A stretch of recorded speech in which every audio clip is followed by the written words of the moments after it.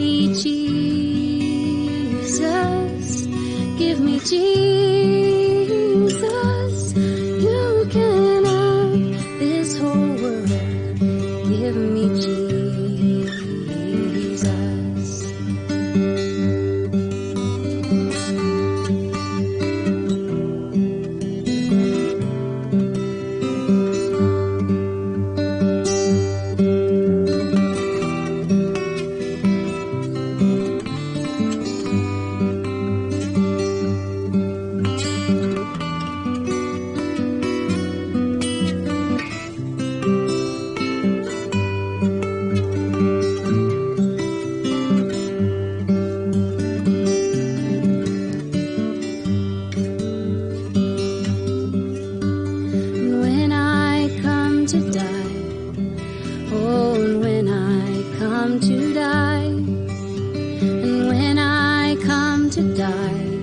Give me Jesus.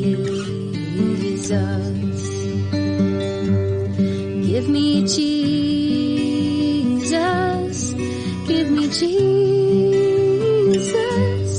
You can have this whole world. Give me Jesus. Give me Jesus. Give me Jesus. You can have this whole world. Give me Jesus.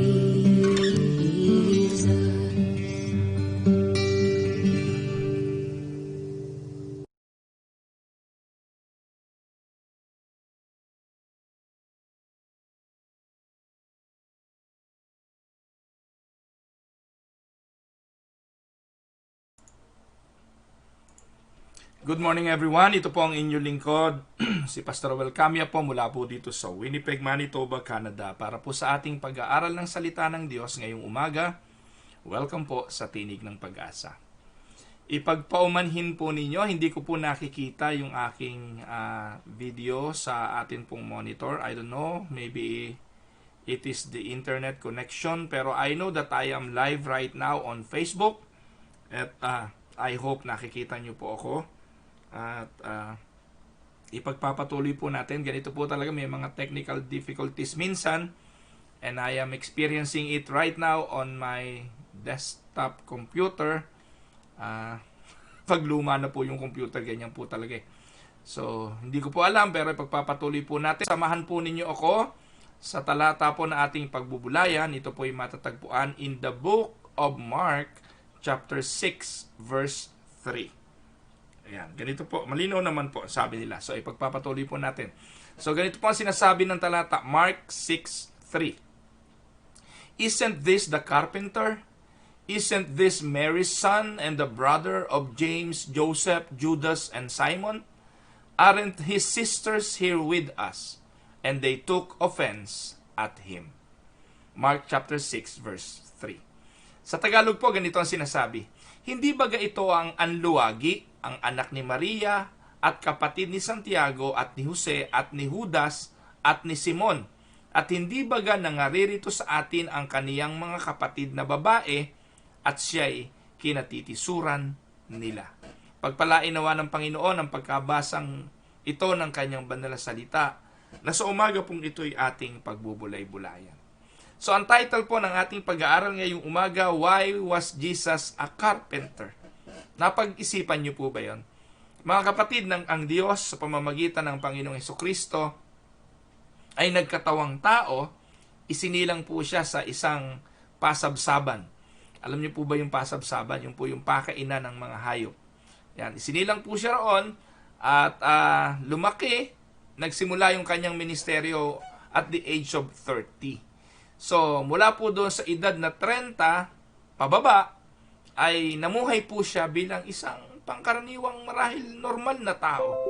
There was no recorded miracles during that time because the first miracle that the Lord did was the feast in the wedding feast at Cana when the Lord Jesus turned the water into wine. So, yun po yung recorded in the book of John. So kung makikita po natin, ano po yung naging buhay ng Panginoon? No? Alam niyo po, ang Biblia silent doon. Mula 12 years old, kasi that was the time when he was presented to the temple, at nagpunta sila sa templo at ang Panginoon nakipagtalastasan sa mga matatalinong scholar at mga Bible scholars doon sa temple. At after nun, wala na pong record. Tahimik na yung Biblia. Sabi po nung iba, yung mga ibang mga nag-speculate during that time, si Jesus daw ay naglakbay, kung saan-saan nakarating, at kung ano-ano pa. Pero magbabase lang po tayo sa nakasulat sa Biblia, at ang sabi po ng Bible, at the age of 30, then he began to do his ministry. Doon po siya nagsimulang magtawag ng kanyang mga alagad after being tempted by the enemy, after doing prayer and fasting, tinempt siya ng kaaway, at doon po ay namili siya ng kanyang mga alagad after that. At interesting lang po nung aking nabasa yung katotohanan ito na bakit nga ba si Jesus ay isang karpintero. It is interesting that Jesus was a carpenter rather than, let me say, a fisherman. Because during that time, most of the people in that region na kanyang kinalakihan ay mga mangingisda. In fact, marami po siya. Ang kanyang mga alagad, most of them are fishermen.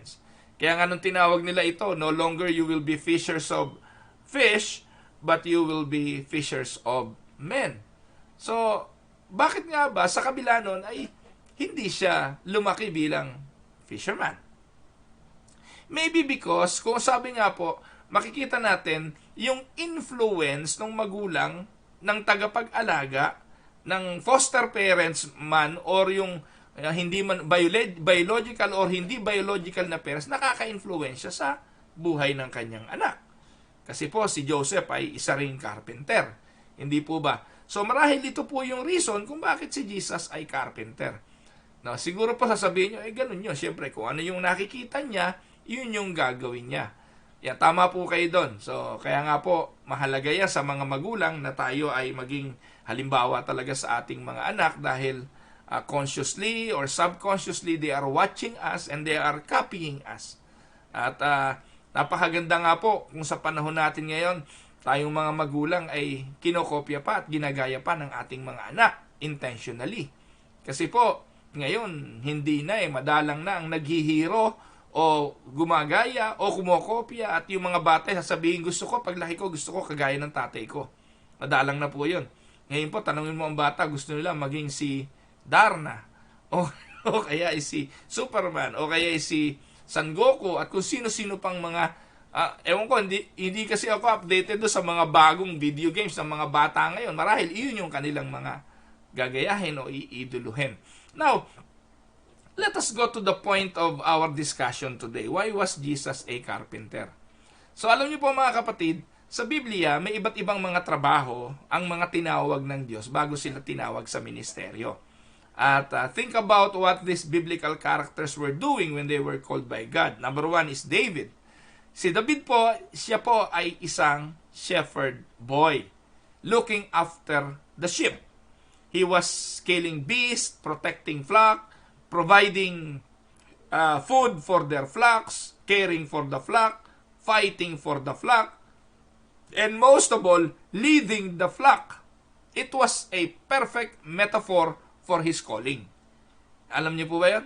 So, magkakaugnay yung kanyang kinalakihan, magkakaugnay yung kanyang training, yung kanyang process ng growth as a person sa kanyang calling. Kasi po, naging hari siya. How can you be a king if you don't know how to kill? During that time, king goes to war. How can you become a king if you don't know how to protect your kingdom? How can you become a king, a good king, if you cannot provide for your kingdom or care for them or fight for them? And most of all, how can you become a king if you don't know how to lead the kingdom? Lahat po ng yon ay naging training ni David when he was a shepherd boy. Nakuha niyo po, magkaugnay yung calling sa kanyang sitwasyon. Ang mga alagad, the disciples, they were found fishing. A number of them anyway was called by God while doing fishing. And Jesus called them to a lifetime of being a fisher of men.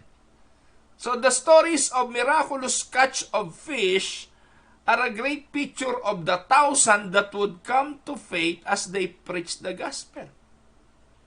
Wala silang mahuli, di ba? Sabi, magdamag na kaming walang mahuli. Sabi ng Panginoon, sige, hulog nyo pa. Hulog nyo pa uli ang lambat on this side. Nang inihulog nila, ang daming nahuli. So it was just a metaphor, pagpapakita sa kanila na from now on, you will catch a lot of men. And many men will follow our lead. You will lead them. So ganun nga po ang nangyari. Can you imagine, pati tayo nahuli, di po ba? Pati sa panahon natin, ang gospel, ang ebanghelyo, imagine niyo, magpasalamat tayo, ang bansang Pilipinas ay purely Islam. Before the Spaniards, the Philippines was purely Islam. Kaya po, pasalamat tayo sa Panginoon, yung Luzon, kahit papaano, narating ng mga misyonero. At ang mga misyonerong ito, dala ang turo ng mga disipulo na naturuan ng Panginoong Hesukristo sumunod. Kasama tayo doon sa mga maraming isda na nahuli ng mga mangingisdang ito. Amen po ba doon?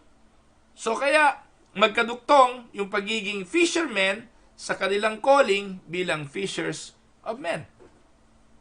What about Gideon? Si Gideon, siya ay nagbabayo o nagigiik ng wheat. At pinaghihiwalay niya yung bunga ng butil ng wheat doon sa kanyang shaft. Ito po'y remarkable when he think of what he went on to do with God. Ano ba ang ginawa ng Diyos kay Gideon? God had him weed out the wheat from the shaft. Pinamili siya ng Diyos. Siya yung naghiwalay ng mga, nagigiik siya eh. No?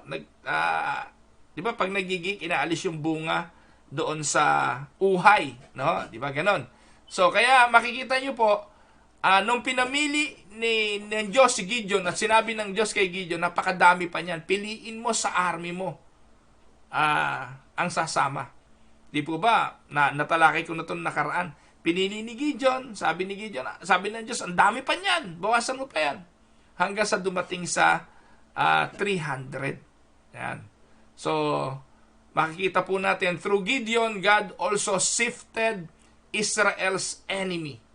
Yan. So, makikita po natin how God had him weed out the wheat from the chaff in his army through different tests in Judges chapter 8. Mababasa nyo po na may kinalaman yung pagiging manggigiik ni Gideon sa trabahong ipapagawa sa kanya ng Panginoon. Si Eliseo ay sidekick ni Elijah.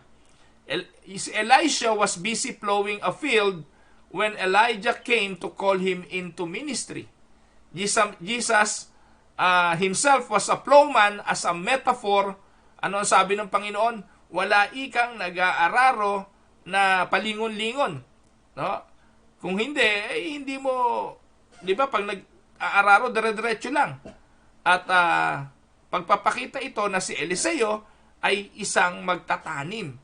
No? Siya po ay isang plower ng field. At ginawa po itong warning ng Panginoong Hesukristo na sino mang mag-aararo ay walang lilingon-lingon kung hindi dediretso. Ipinakikita yung paglalarawan na sa buhay natin, we have a task to do and we need to go with the task. The theme of plowing, removing rocks, planting seeds, watering, and nurturing growth are picture of a ministry. Picture of what the Lord Jesus would do and what His disciples would do. So, yun po si Eliseo. Yung kanyang pagiging, mag-aararo ay paglalarawan sa ministeryong kanyang ginampanan. No? Sila ni Elijah, sila talaga yung,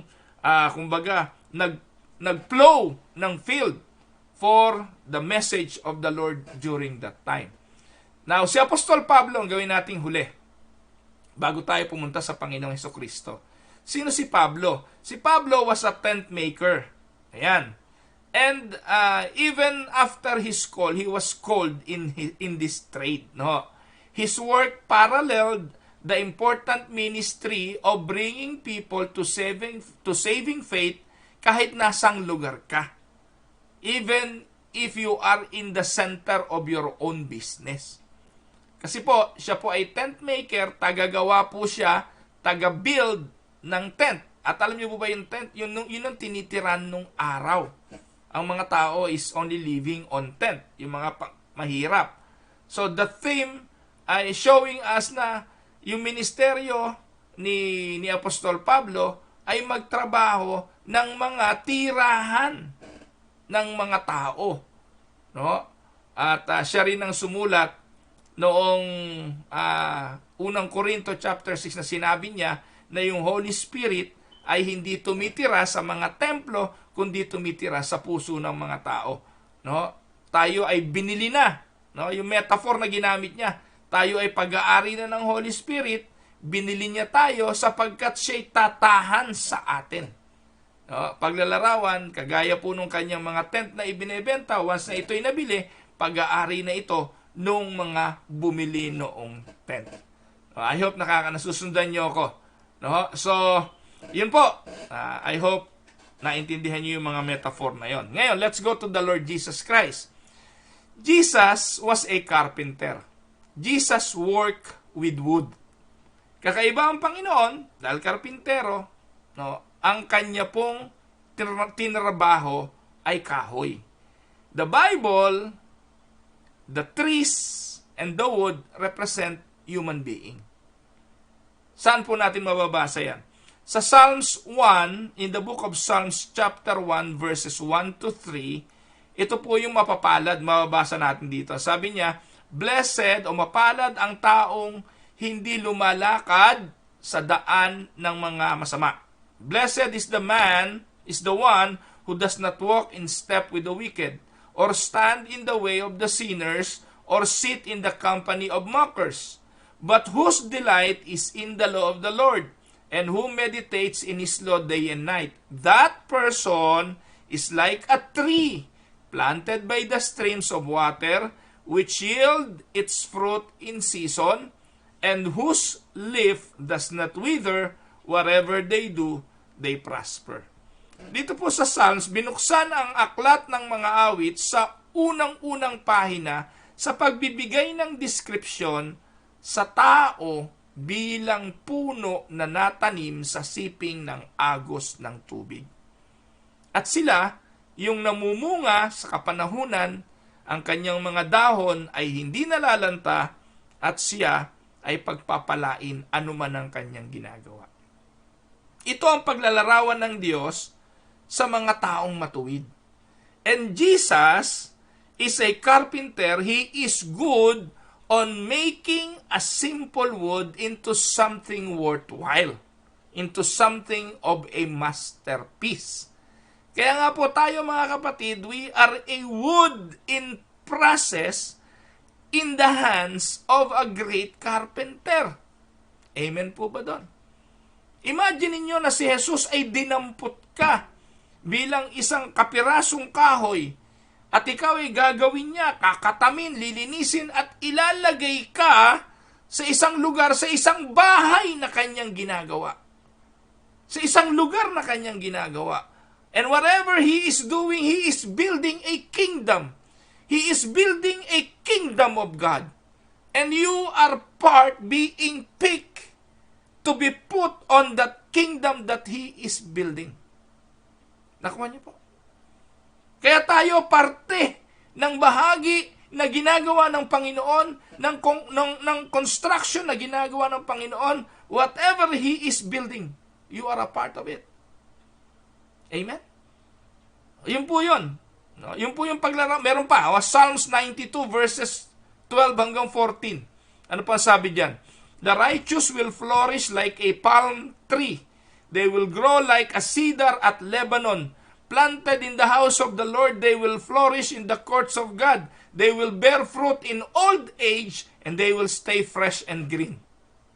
Yan po yung paglalarawan ng Bible tungkol sa tao.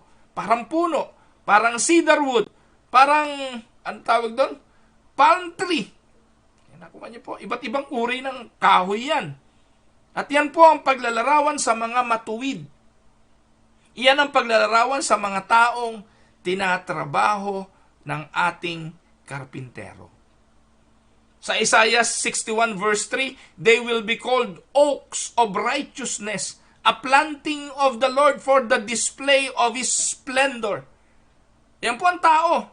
Tatawagin daw silang oak of righteousness, itinanim ng Panginoon para sa display ng kanyang kaluwalhatian. And many other places, we also see wood representing humanity, as the Bible describes sinful man as being like a wooden stick snatched from the flames by a merciful God. Ganito rin po nilarawan, di ba, sa Zechariah chapter 3 verses 2 hanggang 4, yung mga tao ay kinumpara bilang mga bilang mga kahoy na inago sa apoy. Ano po? Sabi po diyan, is not this man a brand plucked out of the fire? Ano yung brand plucked out of the fire? Yung parang patungo ka na sa pagkasunog pero inagaw ka pa doon. That is the relationship, that is the representation of human being. Kaya wala po tayong kakayahang iligtas ang ating mga sarili dahil tayo'y parang mga kahoy na nasa panggatong. Unless somebody pull us out of that fire, wala po tayong magagawa sa ating mga sarili. Wala tayong pwedeng ipagyabang. Yun po ang larawan ng bawat taong mga makasalanan. Pero salamat sa Diyos, sa panahon na malapit na tayong maubos dahil sa ating pagkakasadlak sa apoy, dinampot niya tayo roon, pinatay ang apoy, at muli ay hinuhugis tayo ayon sa natira at ayon doon sa what is left from us. Zechariah 3:2 hanggang 4, basahin niyo po yun. We are like a firebrand snatched from a blaze. Amos chapter 4 verse 11, mababasa niyo rin po yun. Pinapakita po na we are mortal, we are temporal, we are frail, and corruptible. We do not last like stone, but we rot away. Hindi po tayo, ang tao po hindi katulad ng bato. Hindi tayo ikinumpara sa bato. Hindi tayo ikinumpara sa mga bagay na magtatagal. Ikinumpara tayo saan? Sa mabubulok, sa kahoy. We are mortal, we are temporal, we are frail and corruptible. Doon po tayo kinumpara. Hindi po tayo kinumpara ng Biblia sa something that will last. We will rot away or burn. It is interesting that Jesus was working with wood, making rough planks into useful tools, into useful items, into useful vessels. He constructed pieces together, he smoothed them down, chop off the unnecessary pieces. Kaya wala kang magagawa kung hindi maghintay sa mga ginagawa ng Diyos, gaano man ito kahirap para sa iyo. Mga kapatid, hindi nagkakamali ang ating karpintero. Meron siyang magandang disenyo. If you are sick right now, maybe Jesus is just chopping the rough edges. If you have problems right now, maybe Jesus is just chiseling some corners of your life. If you are in difficult situation, maybe Jesus is just hammering part of your life that is necessary for you to come out as a masterpiece. Amen? So nagtatrabaho ang karpintero natin sa buhay ng bawat isa. Huwag po tayong mainit. Kung sa buhay natin, nagtatrabaho siya, huwag mong kalimutan, nagtatrabaho rin si Jesus sa buhay ng iyong asawa. Hindi pa tapos ang karpintero sa buhay ng iyong asawa. Kaya wag mo siyang hatulan agad bakit napakabagal ng pagkilos ng Diyos sa buhay ng asawa mo, sa buhay ng mga anak mo, sa buhay ng ibang mga mananampalataya. Magandang paalala ito na magpasensyahan po tayo because our carpenter is still working on for a masterpiece. Amen? So, hindi po aksidente na si Jesus ay karpintero. Tingnan po natin, saan ba pinanganak ang Panginoon? Jesus was born in a manger. Pag Christmas time, di po ba? we reflect on what it meant that the Almighty visited His people. At ang sabi, He was clothed in flesh, and as a baby, He was placed inside a wooden receptacle. He was placed in a manger. Ipinanganak sa pasabsaban. Yung pong pasabsaban normally associated with feeding. Feeding. No? The bread of life was born and put into a wooden feeding trough. The wood symbolizing His humanity in a town called Bethlehem, which means house of bread. Do not tell me that God didn't think this through. It is planned. And it is amazing. Hindi po yun aksidente. Yung tinapay ay ang ating Panginoong Jesucristo. Siya ang tinapay ng buhay. At inilagay po siya sa pakainan, sa pasabsaban. Talaga pong doon palang paglalarawan na siya'y ihahain para kainin. At ang pinaglagyan ng sanggol na ito ay pasabsaban. It is a place where animals feed. Pero yun po'y gawa sa kahoy.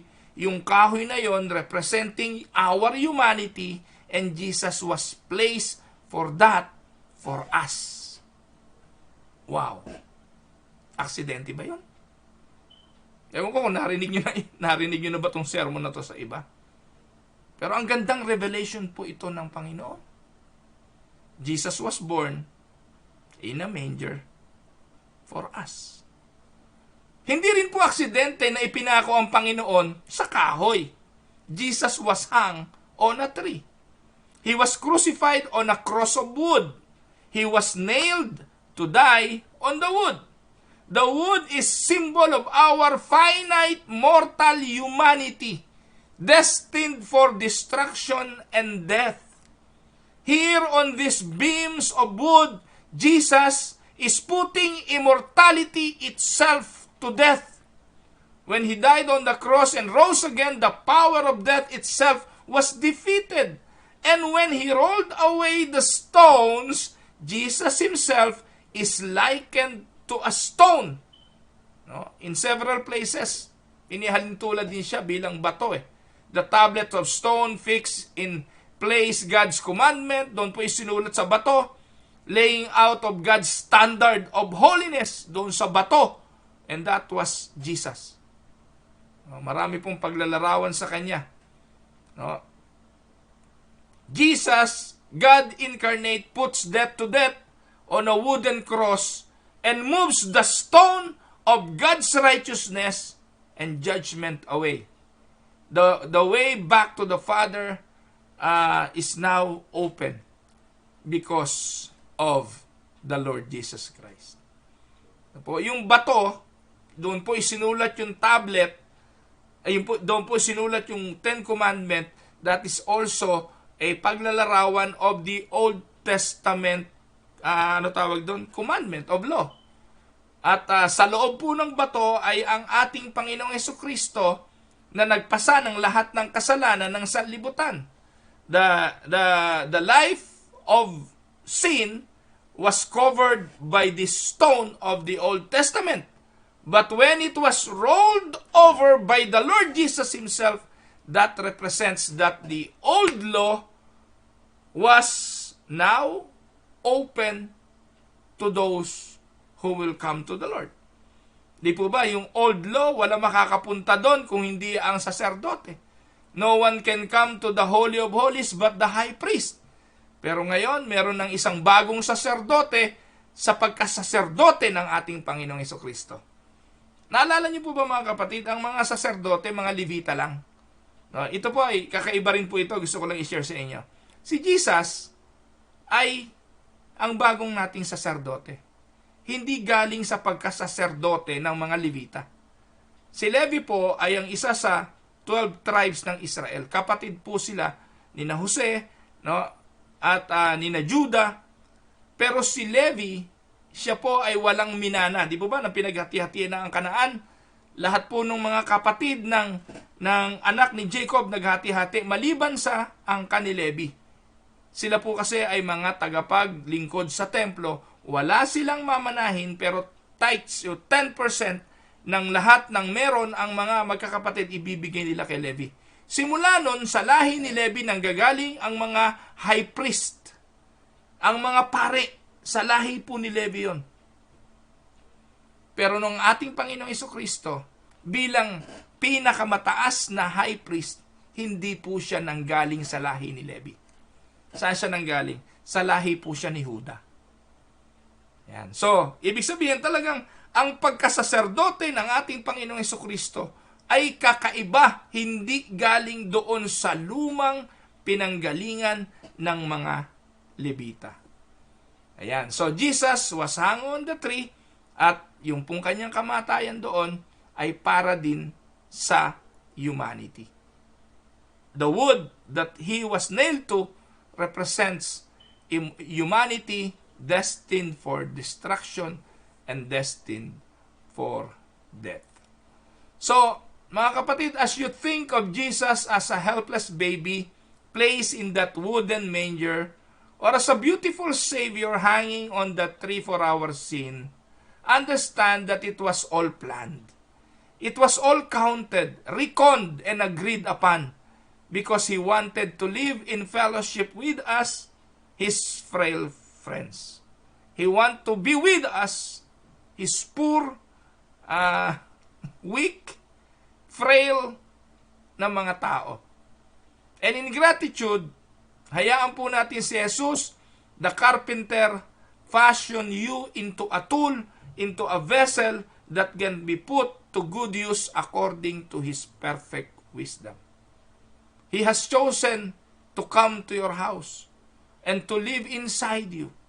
The mighty power that was in the manger, the Spirit of Jesus lives in you, and who knows what will He called you to do. Tinatawag ka niya, gagamitin ka niya, hinuhubog ka niya para sa kanyang layunin. Kaya ang hamon, magpasensyahan muna tayo sa isa't isa, hindi pa tapos ang aking karpintero. Amen? So, purihin po ang Diyos. Magandang araw mga kapatid, tayo po ay dudulog sa isang panalangin. Ama naming Diyos na makapangyarihan, salamat po sa iyo. Salamat po sa aral na ipinagkaloob mo sa amin.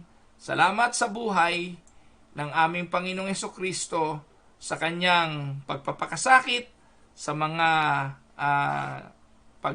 pagkilos na ginagawa niya sa buhay ng bawat isa sa amin. Aming Ama, Panginoon, dakila ka. Salamat po sa kabutihan mo, sa lahat ng ginagawa mo. We will never question you, sapagkat sa aral na aming napakinggan, alam namin na ang bawat detalye ng buhay ay alam mo at hindi ka nagkakamali.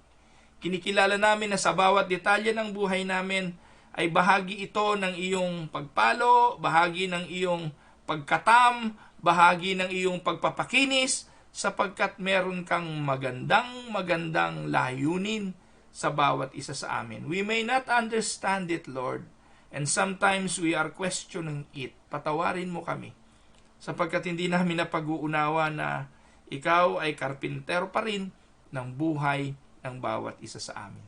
Kung ano man po yung ginagawa mo sa buhay ng aking mga kapatid ngayon, tulungan mo po silang maintindihan ito.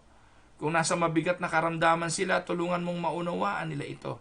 Kung meron po silang karamdaman, tulungan mo, Panginoon, na maghilom, gumaling, maranasan nila ang iyong kabutihan, at patunayan mo na hindi ka pa naman tapos kasi sa aming mga buhay. We are still a work in progress. Ama, sa iyo po ang lahat ng papuri, lahat ng pasasalamat. I am also praying for the Philippines. Meron na naman pong bagyo na nagbabanta. Panginoon, alam mo po ang aming bayan, mahal namin na aming bayan. At hindi po namin pwedeng pangunahan kung anong purpose mo sa bayan naming Pilipinas. Hindi po namin pwedeng sabihin bunga ito ng mga katigasan ng ulo sapagkat maaaring humahatol po kami. Pero ang aming pong pinaniniwalaan Maaaring kahit ang mga bagyo ng buhay na ito ay paraan ng aming karpintero para tanggalin ang mga impurities ng aming buhay. At patuloy na umasa at dumating kami sa pagkakataong sabihin namin sa iyo, Ama, na bahala ka na, Lord. Bahala ka na, Lord. Sa iyo po ang lahat ng papuri. Ito po ang aming dalangin sa matamis na pangalan ng aming Panginoong Hesukristo. Amen and amen. Purihin po ang Panginoon, mga kapatid.